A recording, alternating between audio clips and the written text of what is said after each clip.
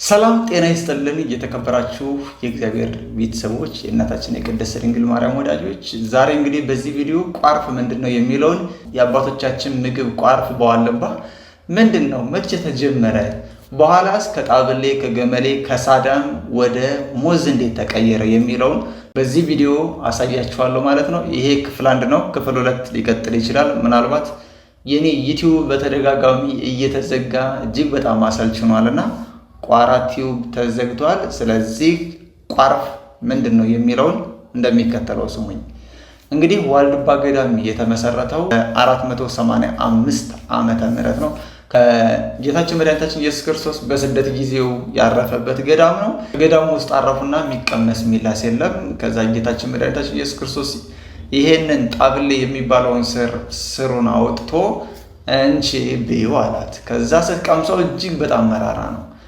ልጅ ሆይ ይሄ እኮ እጅግ በጣም መራራ ነው ስትለው በኋላ ዘመን እኔና አንቺን እያመሰገኑ በዚህ ገዳም ይሄን እየበሉ ብዙ የአዳም ልጆች በዚህ ይኖራሉ ብሎ ቃል ኪዳን ገብቶላት ነው። ይሄ ገዳም እንግዲህ በ485 ዓመተ ምህረት ጀምሮ ተመሰረተ ማለት ነው። አባታችን አቡነ ዘጰራቅሊጦስ አበምኔት እስከሆኑበት ወይም ደግሞ እስከ 16ኛው መቶ ክፍለ ዘመን ላይ የሚበሉት እነዚህ ጣብሌ፣ ገመሎ፣ ሳዳ የሚባሉ ዛፎች ናቸው። የነዚህ ስራቸው ተቆፍሮ ወጥቶ ይሰበሰባል። ከተሰበሰበ በኋላ የሳዳምና የገመሎ ስር እንደ ድንች እለቱን ተቀቅሎ ይበላል። ምሬቱ ቀላል ስለሆነ ስለማይመር ማለት ነው። ጣብሌ የሚባለው ስር ግን እጅግ በጣም ኃይለኛና እጅግ በጣም መራራ ስለሆነ በመጀመሪያ በውሃ ይቀቀላል። ተቆፍሮ ከወጣ በኋላ ማለት ነው። ከተቀቀለ በኋላ ረጅም የሆነ ብዙ ጠጉር ስላለው ጠጉሩ እንዲላጥ ይደረጋል። ከጠላጠ በኋላ ከፀሐይ ላይ ይሰጣና በደንብ ይደርቃል። ከደረቀ በኋላ እንደ እንቅብ ሆኖ የተሰራ ሽመል ላይ ይዘረጋና ድጋሜ ይደርቃል ማለት ነው። ከዛ ድጋሜ እንደ ቅርጫት ሆኖ የተሰራለ ከዛ ይሞላና ውሃው 7 ቀን ሙሉ ተነክሮ ይሰነብታል። ምክንያቱም ምሬቱ እንዲቀንስ ማለት ነው። ከደረቀ በኋላ በንጹህ ዕቃ ይቀመጣል።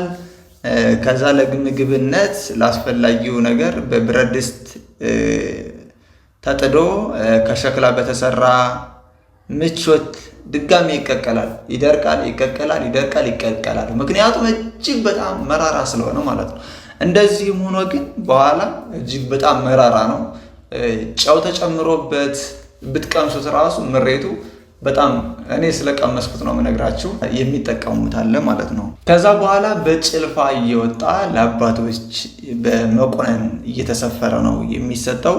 ይህ የአትክልት ወይም የዛፍ ስር የሚቆፈረው ከመስከረም 30 እስከ ጥቅምት 11 ቀን ባለው ጊዜ ብቻ ነው። ከዛም በኋላ አይቻልም። ይህ የሆነበት ምክንያት ደግሞ አባቶች የሰጡት ትእዛዝ አለ። ምክንያቱም ያ እንዳያልቅ ስሩ ስለሆነ ታወጡታላችሁ፣ እንደገና ድጋሜ ተተክሉታላችሁ።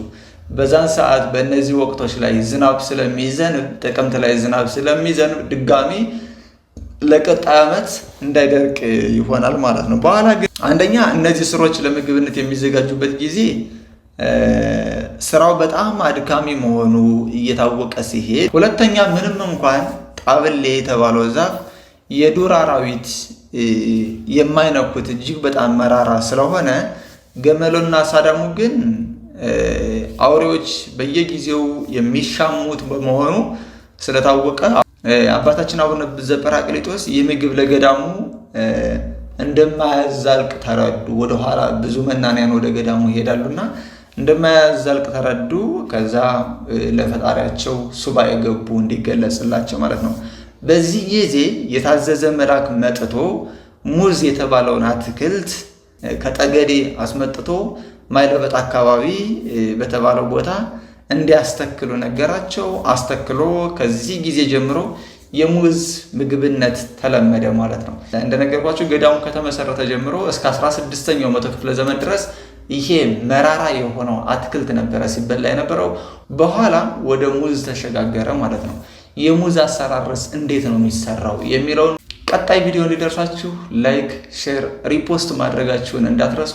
ይሄ ለኛ ለኦርቶዶክሳውያን ታሪካችን ለማወቅ የአባቶቻችንን ገድል ማወቅ ስላለብን ለብዙ ሰዎች እንዲደርስ ላይክ እና ሼር ማድረጋችሁን እንዳትረሱ። ቀጣይ ክፍል ይቀጥላል። አብራችሁን ስለቆያችሁ ከልብ እናመሰግናለን። የዩቲዩብ ቻናላችን ተዘግቷል። ኢንቦክስ አድርጉልኝ።